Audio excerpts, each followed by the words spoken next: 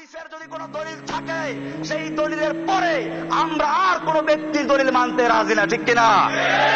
ইমাম আবু হানিফা রাহমাতুল্লাহ আলাইহি পরিষ্কার বলেছেন, ইমাম আবু হানিফা বলেছেন, ইমাম সাহেবের আর্থে যারা ইমাম আবু হানিফার দোহাই দেন, আবু হানিফার বক্তব্য আমার কিতাবে আছে, আমি হানাফি মাযহাবের কিতাব থেকে বলছি। এবারে রদ্দুল মুহতার ফতোয়ায়ে শামী হানাফি মাযহাবের সবচেয়ে গ্রহণযোগ্য কিতাব।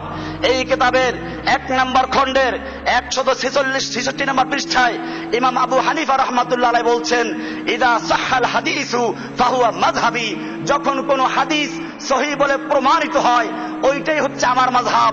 সুতরাং তোমরা যখন সহিহ হাদিস পাবে, আমার কথা যদি না মিলে আমারটা বাদ দিয়ে তোমরা সহিহ হাদিসকে মানবে। কে বলেছেন? কোথায় আছে? ফতোয়ায়ে শামী 1 নম্বর খণ্ডের 166 পৃষ্ঠা। এমনি ভাবে ফাতহুল কাদির হানাফি মাযহাবের গুরুত্বপূর্ণ কিতাব এগুলো।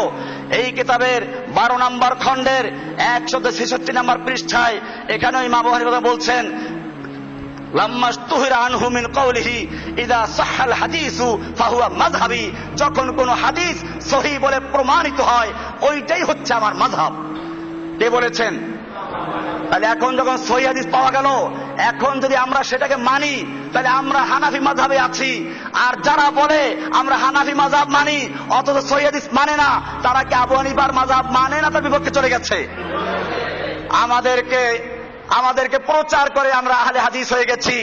আমি আপনাদেরকে সাক্ষী রেখে বলি, আমি কোরআন মানি, হাদিস মানি, আল্লাহর নবীর দ্বীন মানি।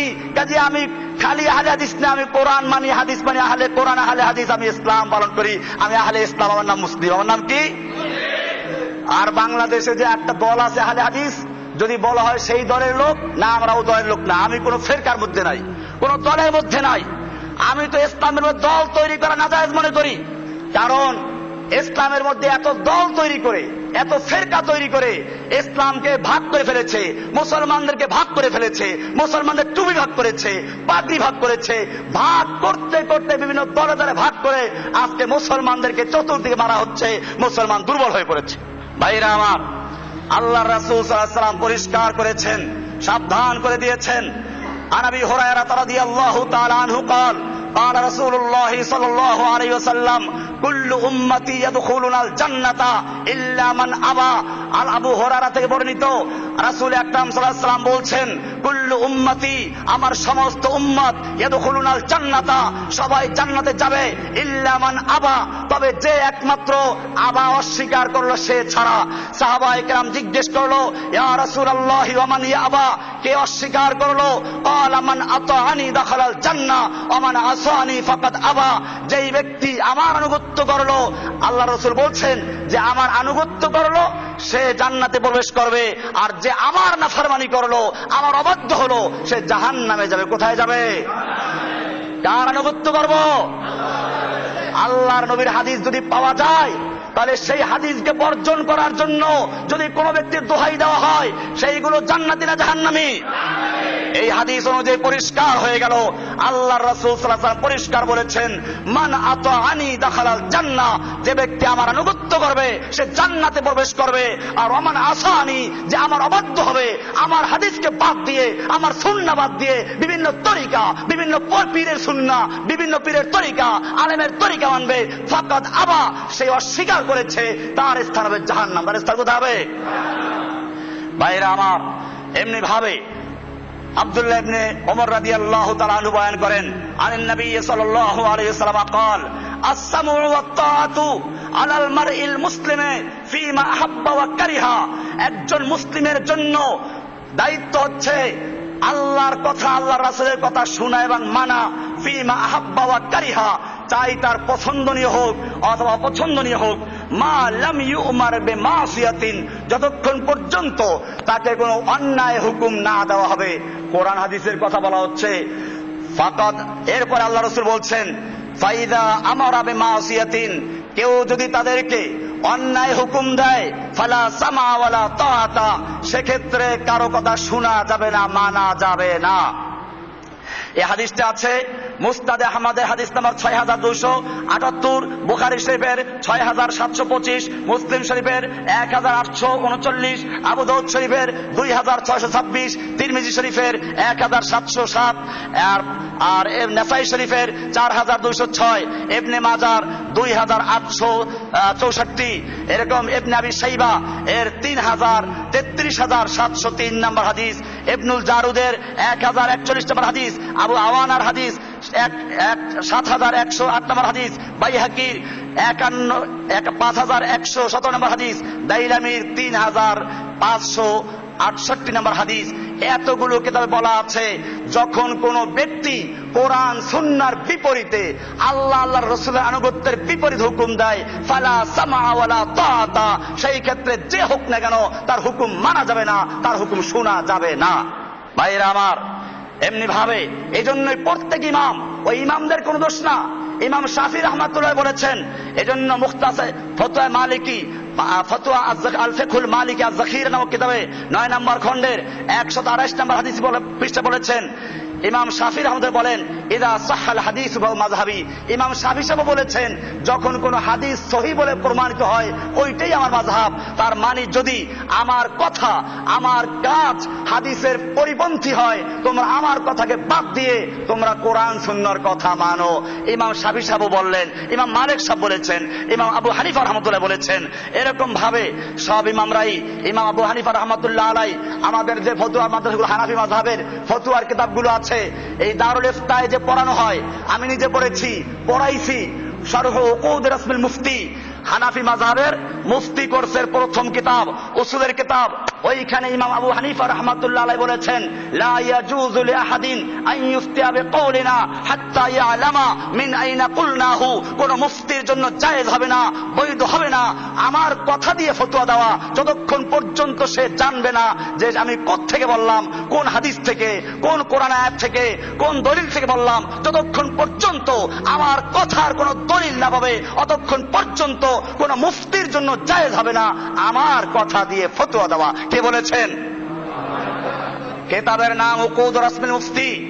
বাংলাদেশের যতগুলো দারুল ইফতা আছে, হানাফি মাযহাবের কথাই বলছি, সব মাযহাবের কিতাবে এটা পড়ানো হয়।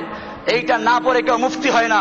আমি নিজেও পড়েছি, আমার দারুল ইফতায় পড়ানো হয়, জামিয়া রহমানিয়াতে পড়ানো হয়, এরকম বাংলাদেশের যত মাদ্রাসা সব জায়গায় পড়ানো হয়। সেইখানে পরিষ্কার লেখা আছে, ইমাম আবু হানিফা রাহমাতুল্লাহ এই বক্তব্য যে কোন মুফতির জন্য জায়েজ হবে না আমার কথা দিয়ে ফতোয়া দেওয়া, যখন তারা না জানবে যে আমি কোন সূত্র থেকে বললাম, কোন দলিলের ভিত্তিতে বললাম। ভাইরা আমার, আসলে হচ্ছে এরা কাউকে মানে না, আবু হানিফাকে মানে।